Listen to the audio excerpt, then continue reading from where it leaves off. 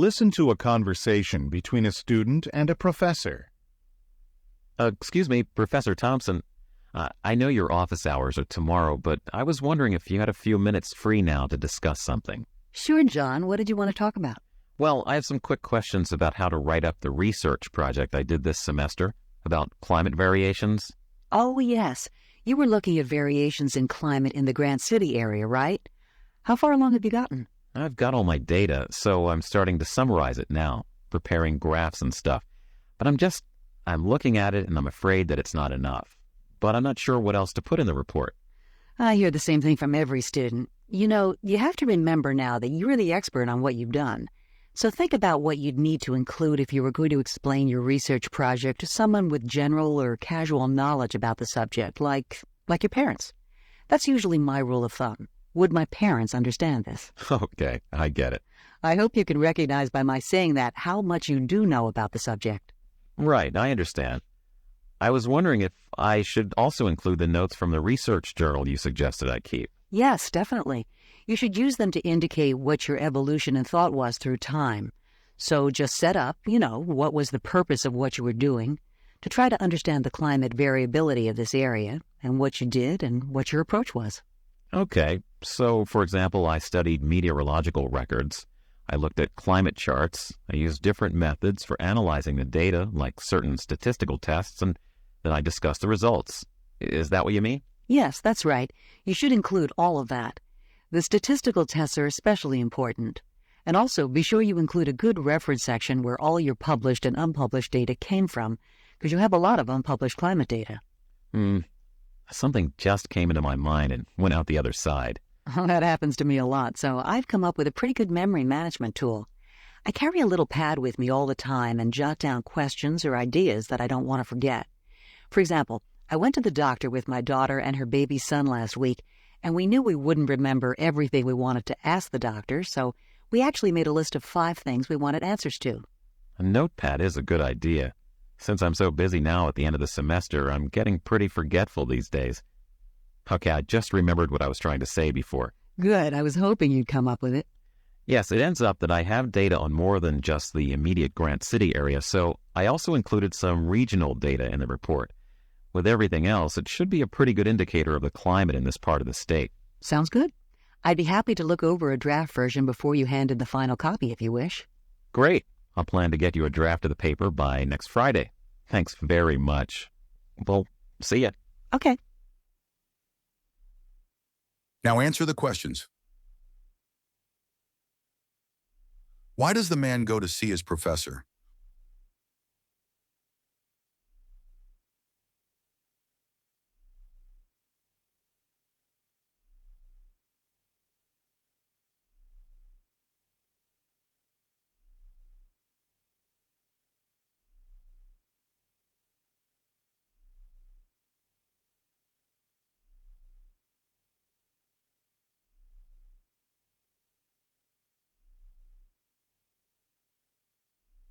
What information will the man include in his report?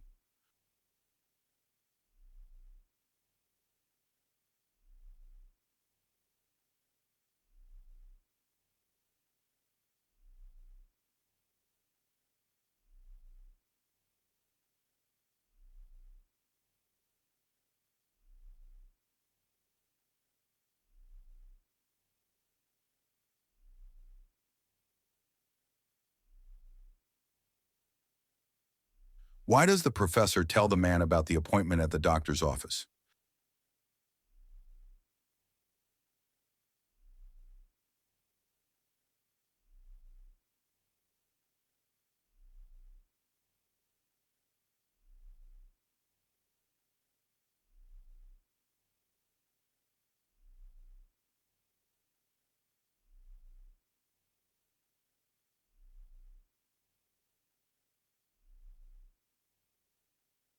What does the professor offer to do for the man?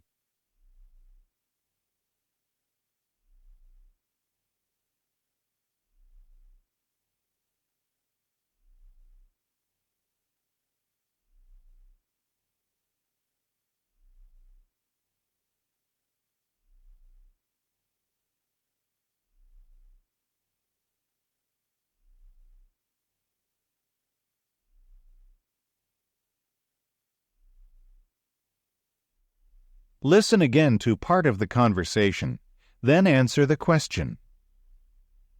You know, you have to remember now that you're the expert on what you've done. So think about what you'd need to include if you were going to explain your research project to someone with general or casual knowledge about the subject, like your parents. That's usually my rule of thumb. Would my parents understand this? Okay, I get it. I hope you can recognize by my saying that how much you do know about the subject.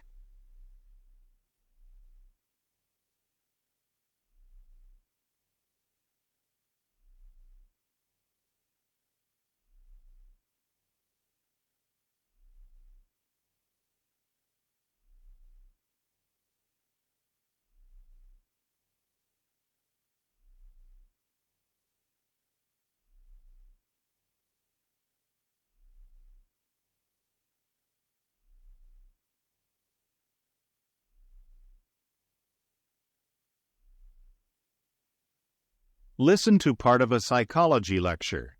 The professor is discussing behaviorism.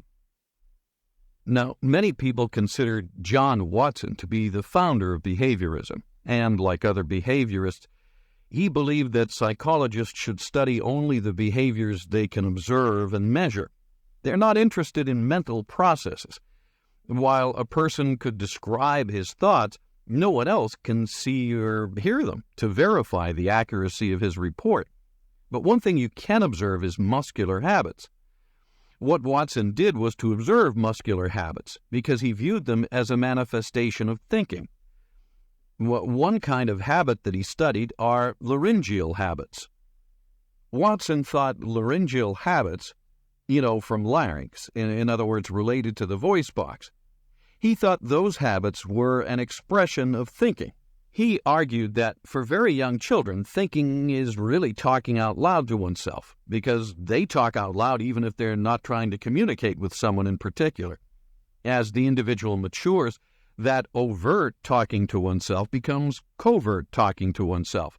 But thinking still shows up as a laryngeal habit. One of the bits of evidence that supports this is that when people are trying to solve a problem, they typically have increased muscular activity in the throat region. That is, if you put electrodes on the throat and measure muscle potential, muscle activity, you discover that when people are thinking, like if they're diligently trying to solve a problem, that there is muscular activity in the throat region. So Watson made the argument that problem-solving, or thinking, can be defined as a set of behaviors, a set of responses. And in this case, the response he observed was the throat activity. That's what he means when he calls it a laryngeal habit. Now, as I am thinking about what I'm going to be saying, my muscles in my throat are responding. So thinking can be measured as muscle activity. Now, the motor theory... Yes? Professor Blake, did he happen to look at people who sign? Deaf people? He did indeed. And to jump ahead, what one finds in deaf individuals who use sign language, when they're given problems of various kinds, they have muscular changes in their hands when they're trying to solve a problem. Muscle changes in the hand, just like the muscular changes going on in the throat region for speaking individuals.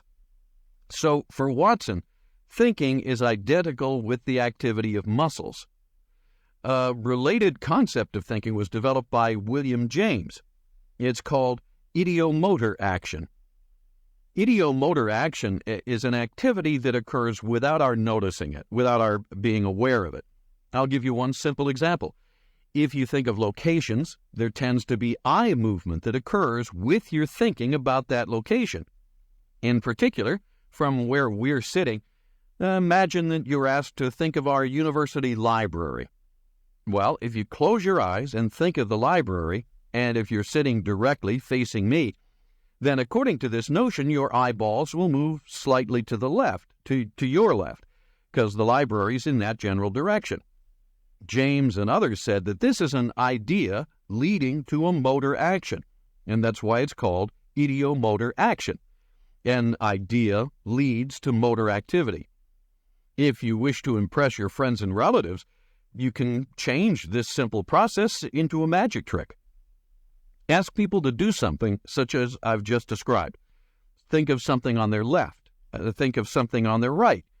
You get them to think about two things on either side with their eyes closed, and you watch their eyes very carefully.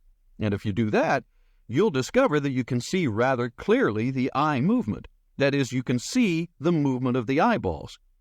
Now, then you say, think of either one, and I'll tell you which you're thinking of. Okay, well, Watson makes the assumption that muscular activity is equivalent to thinking.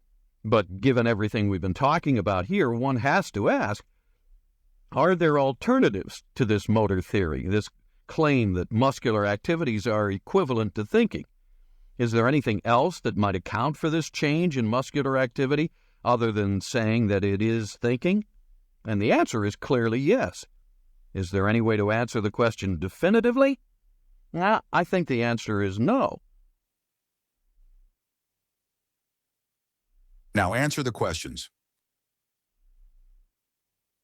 What is the professor mainly discussing?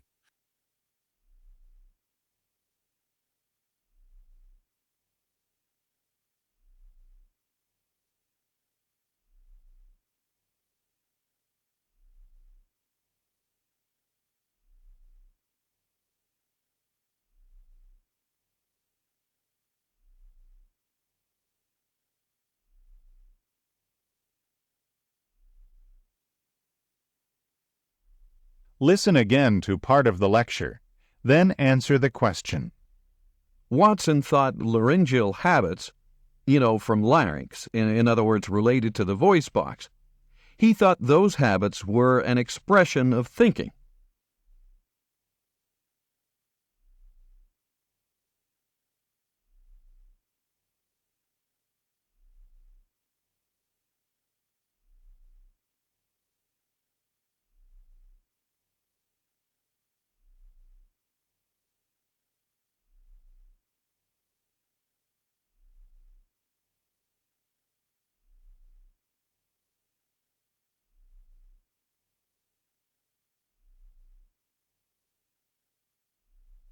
What does the professor say about people who use sign language?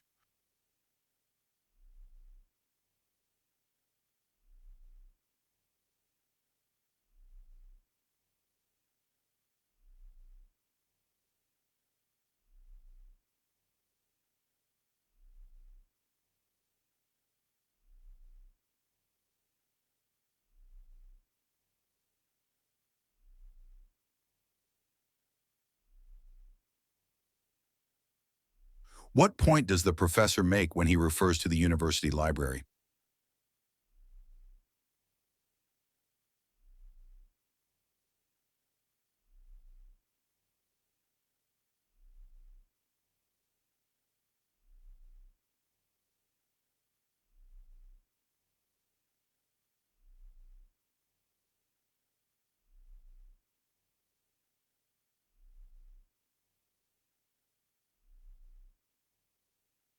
The professor describes a magic trick to the class. What does the magic trick demonstrate?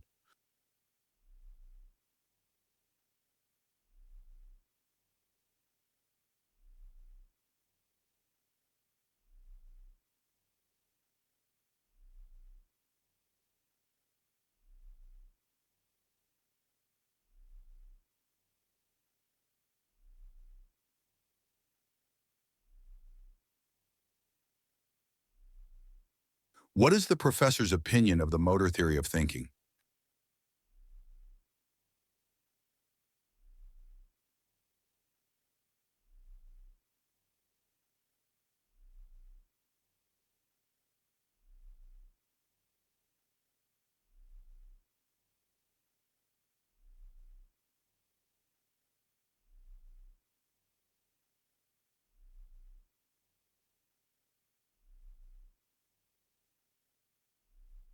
Listen to part of a lecture from a botany class.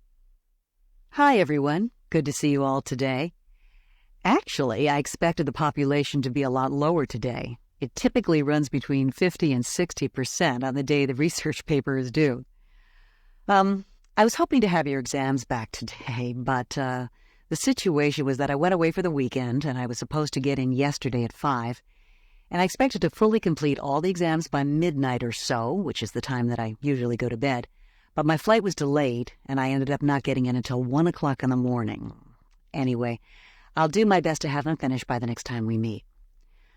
Okay, in the last class, we started talking about useful plant fibers. In particular, we talked about cotton fibers, which we said were very useful not only in the textile industry, but also in the chemical industry and in the production of many products, such as plastics, paper, explosives, and so on. Today we'll continue talking about useful fibers, and we'll begin with a fiber that's commonly known as manila hemp. Now, for some strange reason, many people believe that manila hemp is a hemp plant, but manila hemp is not really hemp. It's actually a member of the banana family. It even bears little banana-shaped fruits. The manila part of the name makes sense because manila hemp is produced chiefly in the Philippine Islands, and of course, the capital city of the Philippines is Manila. Now, as fibers go, manila hemp fibers are very long. They can easily be several feet in length, and they're also very strong, very flexible. They have one more characteristic that's very important, and that is that they are exceptionally resistant to salt water. And this combination of characteristics, long, strong, flexible, resistant to salt water, makes manila hemp a great material for ropes, especially for ropes that are going to be used on ocean-going ships. In fact, by the early 1940s, even though steel cables were available, most ships in the United States Navy were not moored with steel cables. They were moored with manila hemp ropes. Now, why was that? Well, the main reason was that steel cables degrade very, very quickly in contact with salt water. If you've ever been to San Francisco, you know that the Golden Gate Bridge is red. And it's red because of the zinc paint that goes on those stainless steel cables. That if they start at one end of the bridge and they work to the other end, by the time they finish, it's already time to go back and start painting the beginning of the bridge again, because the bridge was built with steel cables, and steel cables can't take the salt air unless they're treated repeatedly with a zinc-based paint. On the other hand, plant products like manila hemp, you can drag through the ocean for weeks on end. If you want to tie your anchor to it and drop it right into the ocean, that's no problem, because plant fibers can stand up for months, even years, in direct contact with salt water. Okay, so how do you take plant fibers that individually you could break with your hands and turn them into a rope that's strong enough to moor a ship that weighs thousands of tons? Well, what you do is extract these long fibers from the manila hemp plant, and then you take several of these fibers and you group them into a bundle, because by grouping the fibers you greatly increase their breaking strength. That bundle of fibers is much stronger than any of the individual fibers that compose it. And then you take that bundle of fibers and you twist it a little bit, because by twisting it, you increase its breaking strength even more. And then you take several of these little bundles and you group and twist them into bigger bundles, which you then group and twist into even bigger bundles, and so on, until eventually you end up with a very, very strong rope. Now answer the questions. What aspect of manila hemp fibers does the professor mainly discuss in the lecture?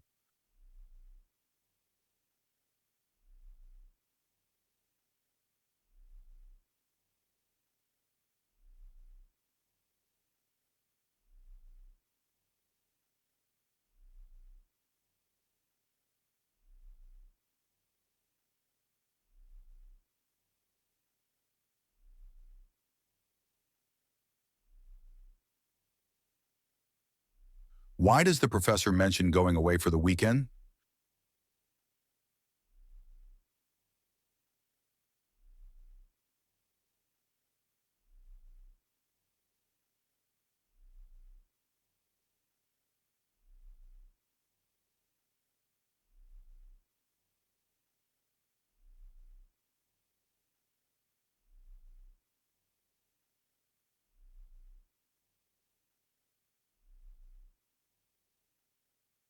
What does the professor imply about the name manila hemp?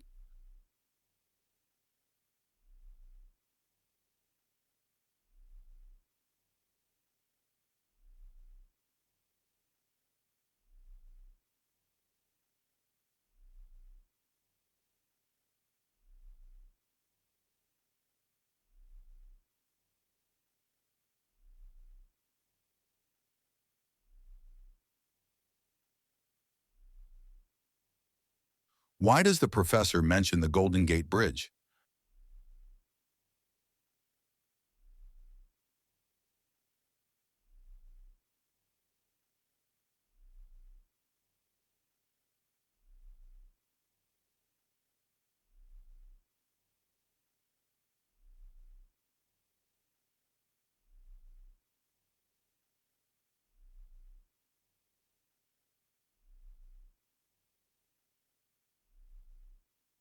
According to the professor, what was the main reason that many ships used manila hemp ropes instead of steel cables?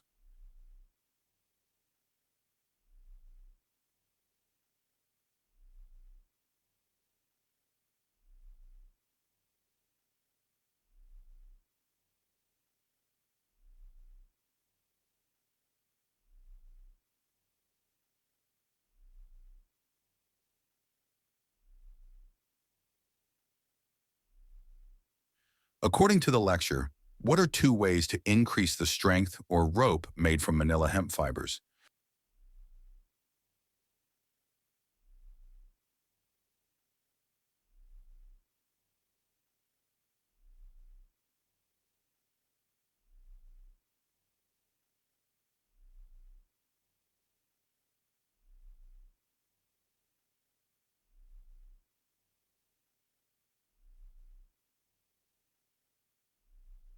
Listen to a conversation between two students. They are both studying to be English teachers. Did you register already for your classes next semester? Yes, I did. What are you taking? Contemporary literature, English style, a teaching seminar, and I still have to do my student teaching. I'm going to help teach a writing class at the junior high. That's a heavy schedule. Yeah, it'll be really busy. And I'm also taking a theory class. I'm going to have to quit my job in a couple of weeks because it'll be just too much. Where do you work at? Buster's coffee shop, but just till the end of the month. What are you doing next semester? Actually, a teaching seminar too. And I'll have to start writing my thesis. You know, I'm also going for my master's degree. So you're not writing any poetry, I imagine. No, I was actually thinking about revising some of my poems and sending them into places for publication. Cool, you should. Did you hear about that new poetry club? The Poetry Kitchen? Yeah, no time. It's fun. It's Sunday night. You don't do anything Sunday nights. I do homework Sunday nights. Well, it's only from 7 to 9. Is it every Sunday? Last Sunday of every month. I don't know about this month because it's probably a little too close to Thanksgiving, so they might move it up. I don't know what they're going to do, but it's a good time. It's fun. Some really impressive readings. Who? From our class? Some people from our class are reading. A lot of them go, sometimes even the professor. Really? I don't know if I'd want to read in front of her. You wouldn't have to read. You can just watch. I just watched the first time. But it's a good environment to read in, I think anyway. I'd probably have to write something new. So maybe during the summer. I just can't now. Yeah, it wouldn't be the same just reading old stuff. Are you going to do summer school? Definitely. Otherwise, I'll be short 6 credits. I have no choice. Yeah, me too. This is the second summer I'll have to take classes. Gotta go now. My Shakespeare class starts in 20 minutes. Now answer the questions. What are the students mainly discussing?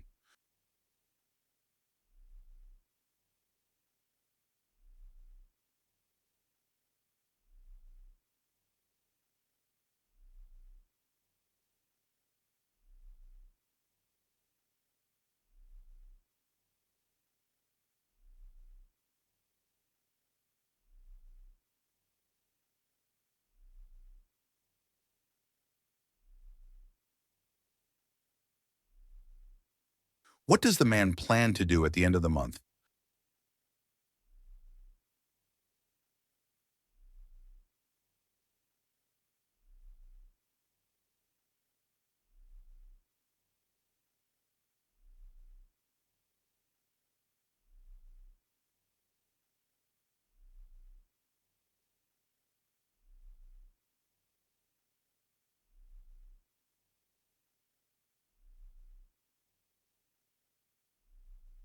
Why does the man talk to the woman about the poetry kitchen?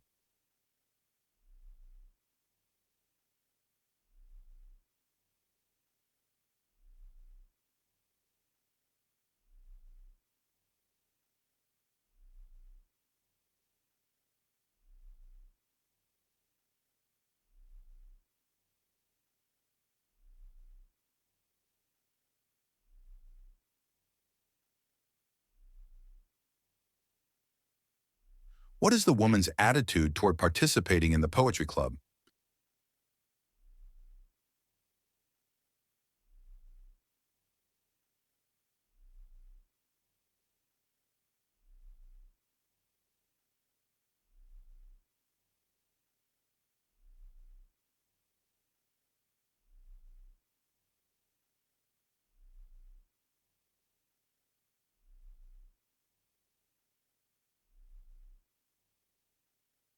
What will the students do in the summer?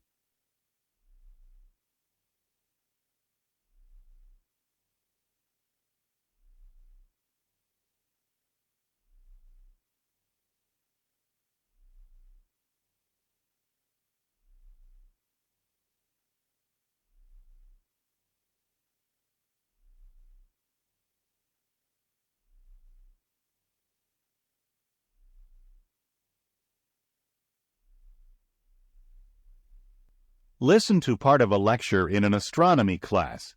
You will not need to remember the numbers the professor mentions. Okay, let's get going. Today I'm going to talk about how the asteroid belt was discovered. And I'm going to start by writing some numbers on the board. Here they are. We'll start with 0, then 3, 6, 12. Tell me what I'm doing. Multiplying by 2? Right. I'm doubling the numbers, so 2 times 12 is 24, and the next one I'm going to write after 24 would be 48. 48. Then 96. We'll stop there for now. Now I'll write another row of numbers under that. Tell me what I'm doing. 4, 7, 10. How am I getting this second row? Adding 4 to the numbers in the first row. I'm adding 4 to each number in the first row to give you a second row. So the last two will be 52, 100, and now tell me what I'm doing. Putting in a decimal? Yes, I divided all those numbers by 10 by putting in a decimal point. Now I'm going to write the names of the planets under the numbers. Mercury, Venus, Earth, Mars. So what do the numbers mean? Do you remember from the reading? Is it the distance of the planets from the sun? Right, in astronomical units. Not perfect, but tantalizingly close. The value for Mars is off by 6 or 7% or so. But it's within 10% of the average distance to Mars from the sun. But I kind of have to skip the one after Mars for now. Then Jupiter's right there at 5 point something, and then Saturn is about 10 astronomical units from the sun. Well, this pattern is known as Bode's law.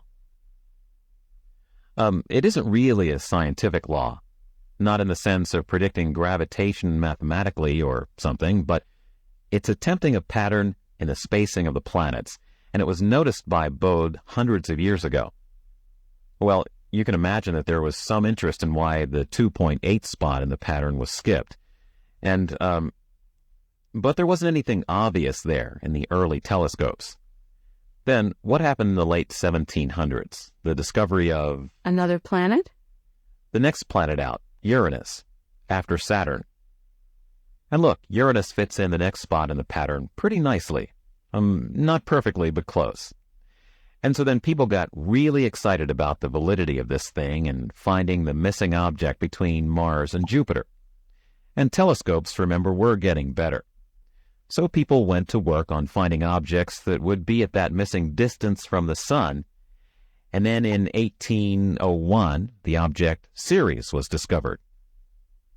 And Ceres was in the right place, the missing spot. But it was way too faint to be a planet. It looked like a little star. And because of its star-like appearance, it was called an asteroid. Okay? Aster is Greek for star, as in astronomy. And so Ceres was the first and is the largest of what became many objects discovered at that same distance. Not just one thing, but all the objects found at that distance form the asteroid belt. So, the asteroid belt is the most famous success of this Bode's law. That's how the asteroid belt was discovered. Now answer the questions. What is Bode's law?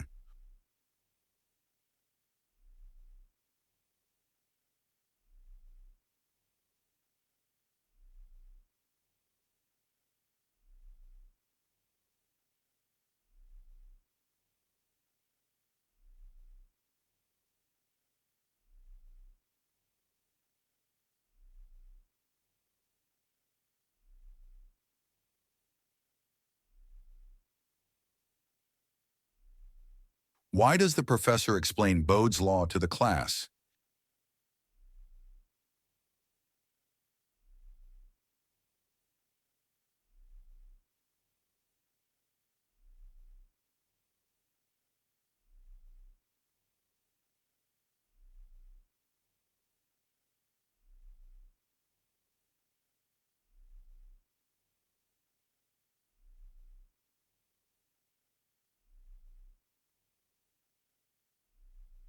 How does the professor introduce Bode's law?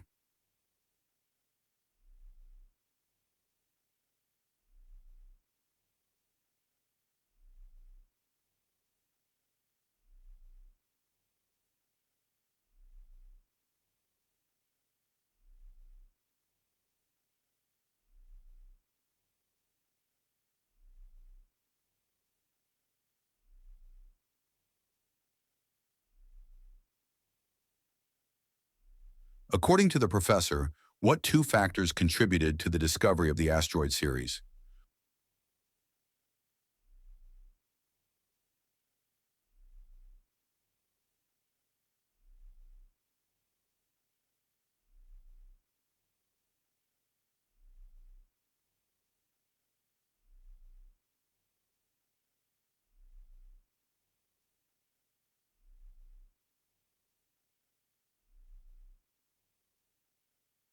What does the professor imply about the asteroid belt?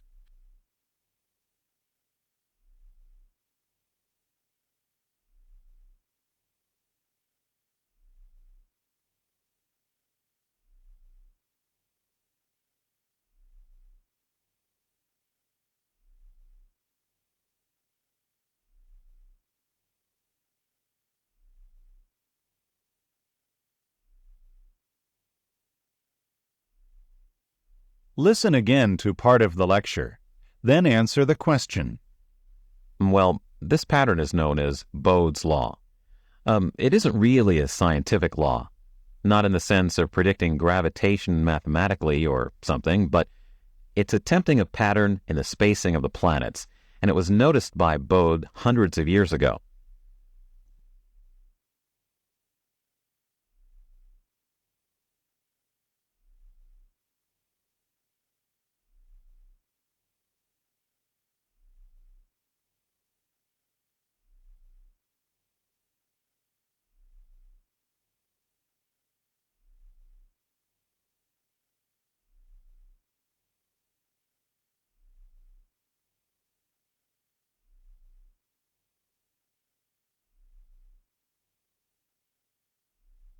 This concludes the TOEFL listening test. Please share your results in the comments.